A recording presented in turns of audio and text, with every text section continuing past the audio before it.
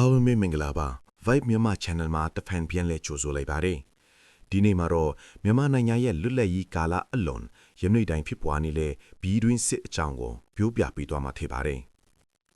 လွတ်လပ်ရေးရဲ့အယုံဦးမှာတိုက်ခတ်လာတဲ့လေးပြည်ဟာအေးမြရမယ့်အစားတနက်နှံတွေရမ်းငွေတွေနဲ့အတူပူးလောင်ရှာတာစွာရောက်ရှိလာခဲ့တယ်တကယ်တော့လွတ်လပ်ရေးဆိုတဲ့ပန်းတိုင်ကိုအတူတူရှောင်လန်းခဲ့ကြတဲ့ရဲဘော်ရဲဘက်တွေဟာပန်းတိုင်ကိုရောက်တဲ့အခါမှာတော့လမ်းခွေခဲ့ကြတယ်။တယောက်ကအရှိကိုကြည့်ချိန်မှာနောက်တယောက်ကအနောက်ကိုလှည့်ကြည့်နေခဲ့တယ်။တူညီတဲ့မိတာနဲ့တီဆုံရမယ့်နိုင်ငံတစ်ဟာဝါဒတွေရဲ့ပဋိပက္ခကြားမှာမွေးခင်းစာကလေးတယောက်လိုငိုကြွေးရင်ပြည်တွင်းစီရဲ့အမောင်ထုတွေကိုကြာဆင်းသွားခဲ့ရတယ်။တောင်တန်းတွေရဲ့ငိုရှိုက်တန်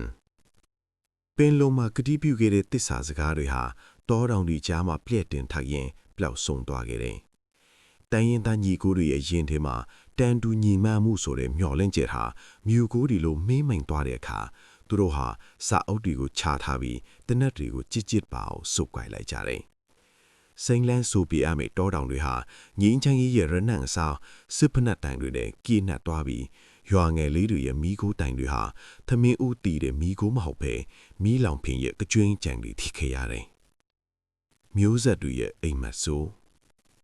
ဆယ်စုနှစ်တွေကခုပြီးတခုကုံဆုံးသွားပြီပဲတနတ်တိုင်တွေကတော့မဆဲခဲ့ဘူး။မြစ်အေယာဝတီဟာကြီးလန့်ရမယ့်အစားသွေးနှံ့စော်နှံ့တဲ့ရည်စည်းချောင်းတွေဖြစ်ခဲ့ရဘူးတဲ့။မိခင်တွေဟာတားဖြစ်သူကိုစစ်မီပင်စီပို့လိုက်ရတိုင်းပြန်မလာတော့မဲ့ခရီးအတွက်ကြိတ်ညိုခဲ့ရတယ်။ကလေးငယ်တွေဟာလိပ်ပြားလုံးတဲ့ကစားကွင်းတွေအစားမြင်းမြုပ်မိုင်းတွေစိုက်ပြိုးထားတဲ့တောအုပ်တွေကိုကြောက်လန့်စွာကြည်နေခဲ့ကြရတယ်။ပြည်တွင်းစစ်ဆိုတာအနိုင်အရှုံးကိုရှာဖွေနေတဲ့ပွေးတစ်ခုမဟုတ်ပဲညီအကိုချင်းရင်ဘက်ကိုဓာတ်နဲ့အပြန်လန့်မွေးနေကြတဲ့နာကျင်မှုတမိုင်းရှည်ကြီးတစ်ခုပါအဲ့ဒီစစ်မီးကြီးထဲမှာလောင်ကျွမ်းသွားတာဟာအဆောက်အဦတွေတည်းမဟုတ်ဘူးတိုင်းပြည်ရဲ့အနာဂတ်တွေအိမ်မက်တွေနဲ့နှလုံးသားတွေပါတစက်စီးပြာကျသွားခဲ့ရတယ်ဒီနေ့အထိလဲအဲ့ဒီပြည်တွင်းစီရဲ့အမွေဆိုးတွေဟာမြမအမြေပေါ်မှာအမာရက်တွေအထိထင်ကျန်နေစေပါ